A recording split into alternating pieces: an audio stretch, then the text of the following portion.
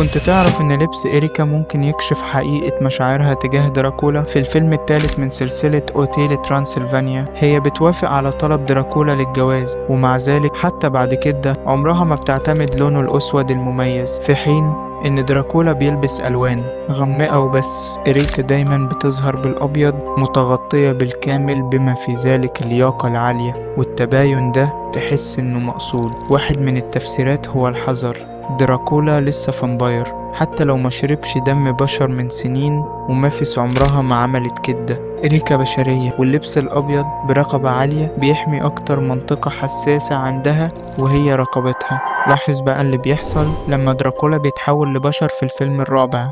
إريكا بتنقل للبس ألوانه أغمق وبتكشف رقبتها بحرية وبتبوسه من غير تردد، لكن بمجرد ما بيرجع لشكل الفامباير بتسحب نفسها منه جسديا ومرحتش تواسيه حتى وهو قلبه مكسور بوضوح. وبعدين فيه الخاتم. في نهاية الفيلم الثالث دراكولا بيحط خاتم خطوبة ياقوت في صباعها، في الرابع الخاتم بيختفي، والغريب إن خاتم دراكولا نفسه بيختفي وحتى ذاكرته عنه بتتمحي. رمزيا لبسها الأبيض ووضعية جسمها الحذرة والخاتم المختفي كلهم بيشيروا لنفس السؤال: هل إريكا وثقت فيه بجد تماما، ولا كانت بتبقى مرتاحة بس لما الأنياب بتختفي؟